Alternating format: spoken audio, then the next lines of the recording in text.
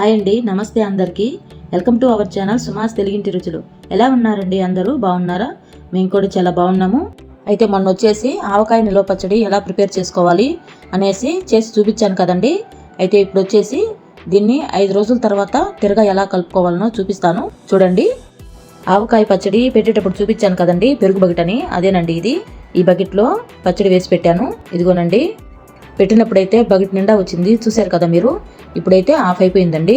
ఈ ఆవకాయ పచ్చడి పెట్టి 5 రోజులు అవుతుంది కదా, అందుకని ఇది బాగా ఊరి ఆఫ్ అయింది బకెట్కి. అయితే దీన్ని తిరిగి ఎలా కలుపుకోవాలనో చూపిస్తాను. చూడండి, ఫస్ట్ వచ్చేసి ఈ పచ్చడికి పోపు పెట్టుకుందాము. ఈ పోపుకు కావాల్సిన ఇంగ్రీడియంట్స్ అయితే ఇవేనండి: ఆవాలు, మెంతులు, అలాగే ఎండుమిర్చి, కరివేపాకు, వెల్లుల్లిపాయలండి. వెల్లుల్లి రెబ్బలు ఆల్రెడీ మొన్న కప్పు నిండా వేసాను కదా, అందుకని హాఫ్ కప్ తీసుకున్నానండి. అన్నీ కొంచెం కొంచెంగా తీసుకున్నాను. ఈ పచ్చడికి అయితే ఇవి సరిపోతాయి. అయితే ఇప్పుడు గ్యాస్ వెలిగించి ప్యాన్ పెట్టి ఆయిల్ వేసుకున్నానండి. ఆయిల్ వచ్చేసి వేరుశనగాయలు అండి. ఇది మొన్న వేసింది కూడా వేరుశనగాయలే. ఇప్పుడైతే ఈ ఆయిల్ కాగిన తర్వాత ఫస్ట్ వచ్చేసి మెంతులు వేసుకోవాలి.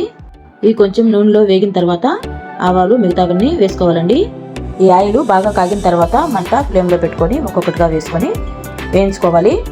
ఆవాలు కూడా వేసాను కదా, ఇవి కొంచెం చిటపట అన్న తర్వాత మిగతాయి కూడా వేసుకోవాలి. ఆవాలు, మెంతులు వేగాయండి. ఇప్పుడు వచ్చేసి కరివేపాకు వేసుకుంటున్నాను.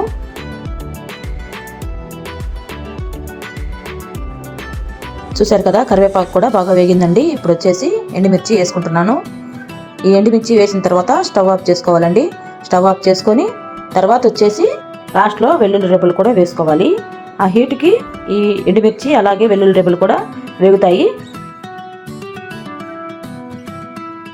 స్టవ్ ఆఫ్ చేసిన తర్వాతే వెల్లుల్లి వేసుకున్నాం కదా, అయినా కూడా ఆ హీట్కి ఎలా వేగుతున్నాయో చూడండి.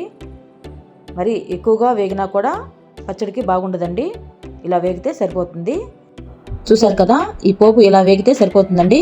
ఇప్పుడు ఈ ఆయిల్ బాగా చల్లారిన తర్వాతే ఆవకాయలో వేసుకొని కలుపుకోవాలి. ఇప్పుడు వచ్చేసి ఈ ఆవకాయ పచ్చడి కలుపుకోవడానికి ఒక డీస్ తీసుకున్నానండి. ఆవకాయ పచ్చడిలో పోపు బాగా కలవాలంటే ఇలాగా ఎడల్పు డీస్ అయితే బాగుంటుందండి. ఈ డీస్లో వేసుకొని కలుపుకుందాము.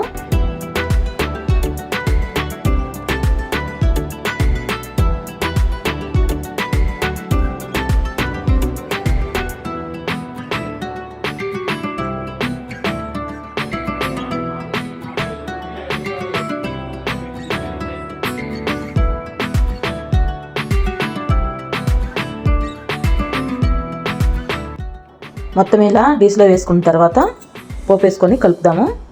ఈ ఆవకాయ పచ్చడి అయితే బాగా ఊరిందండి. ఉప్పు కారం కూడా చూశాను, బాగా కరెక్ట్గా సరిపోయాయి. అయితే ఇప్పుడు పోపు వేసుకొని కలుపుకుందాము. ఉప్పు కారం అవి కూడా ఇంకేమీ వేయబడలేదండి. సరిపోకపోతే వేసుకోవచ్చు, కానీ దీంట్లో కరెక్ట్గా సరిపోయాయి. ఇంకా ఏమీ వేయనవసరం లేదండి. ఈ పోపు కూడా బాగా చల్లారింది. ఈ పోపు బాగా చల్లారిన తర్వాత మాత్రమే ఆవకాయ పచ్చడిలో వేసుకొని కలుపుకోవాలండి.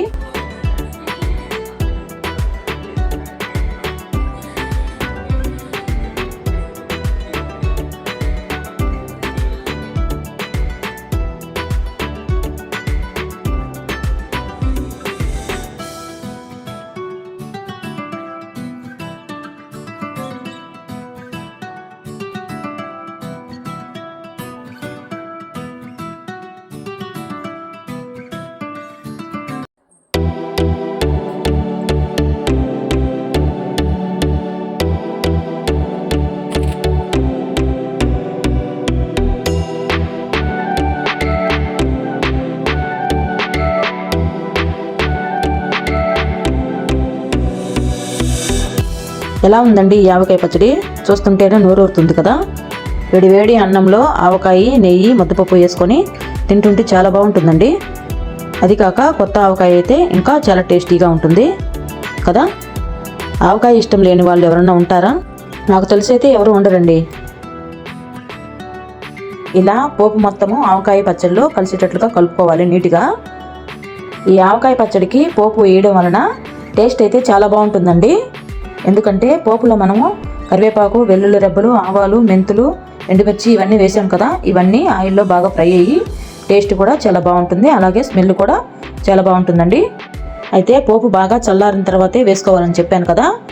వేడిగా ఉన్నప్పుడు వేస్తే ఏంటంటే ముక్క మెత్తబడుతుంది, అందుకని బాగా చల్లారిన తర్వాత మాత్రమే పోపును వేసుకొని కలుపుకోవాలి. అలాగైతేనే సంవత్సరం పాటు నిల్వ ఉంటుందండి పచ్చడి. అలాగే ముక్క కూడా మెత్తపడకుండా గట్టిగా ఉంటుంది. తినేటప్పుడు ప్రతిసారి మనకి ముక్క పంటికి తగిలినప్పుడు అలా మెత్తగా లేకుండా కొంచెం గట్టిగా ఉంటే బాగుంటుంది కదా. ముందు వేసుకున్నాను కదా ఈ బకెట్లో ఆవకాయ పచ్చడిని, అదే బకెట్లో వేస్తున్నానండి. కలిపిన తర్వాత ఇవేంటి అనుకుంటున్నారా, ఇవైతే మా పిల్లల బాక్సులు అండి. మా పిల్లలిద్దరూ హాస్టల్లో ఉంటారు. అయితే ఇప్పుడు హాలిడేస్ అయ్యేసరికి వచ్చారు. హాలిడేస్ కూడా అయిపోయాయండి, తిరిగి హాస్టల్కి వెళ్తున్నారు. అందుకని పాప ముందే ఈ పచ్చడి తిరగ కలిపిన తర్వాత పోపు అన్నీ వేసి కలిపాను కదా. ఇప్పుడు కలపంగానే ముందు వాళ్ళ అన్నయ్యకి ఒక బాక్సు, ఆమెకు బాక్సు సర్దేసుకున్నదండి. అక్కడ ఫుడ్ వచ్చేసి కొంచెం ఉప్పు తక్కువ, కారం తక్కువ అలా ఉంటాయి కదా. అందుకని ప్రతిసారి హాలిడేస్కి పిల్లలు వచ్చినప్పుడల్లా ఏదో ఒక పచ్చడి పెట్టి పంపిస్తూ ఉంటానండి. ఫస్ట్లో అయితే హాస్టల్ ఫుడ్ బాగానే ఉంటుందండి. కానీ రాంగా హాస్టల్ ఫుడ్ తినాలన్నా పిల్లలకి బోరుగా ఉంటుంది కదా. అందుకని ఇంటి ఫుడ్ ఏదో ఒకటి పచ్చళ్ళలో లేదా కారపొడిలో అలా పంపించామంటే పిల్లలకు కూడా బోర్ లేకుండా అప్పుడప్పుడు ఇవి వేసుకొని తింటూ ఉంటారు. అందుకని ఎక్కువగా ఏదో ఒక పచ్చళ్ళు పెట్టి పంపిస్తూ ఉంటాను హాస్టల్కి. అలాగే ఈసారి అయితే ఆవకాయ పచ్చడి పెట్టి పంపిస్తున్నానండి. ఇద్దరికి ఒక బాక్సు సర్దేశాను. సర్దిన తర్వాతే మిగతా ఆవకాయ పచ్చడి వచ్చేసి ఆ పెరుగు బకెట్లో వేసుకున్నానండి. ఇప్పుడు వచ్చేసి ఇందులో అన్నం కలిపి పెట్టమని అడిగారండి పిల్లలిద్దరూ. అందుకని సరే అనేసి ఆ డిష్లోనే అన్నం కలిపి పిల్లలిద్దరికి పెడుతున్నానండి. ఇప్పుడు టేస్ట్ అయితే మా పిల్లలు చెప్తారు ఎలా ఉంది అనేసి.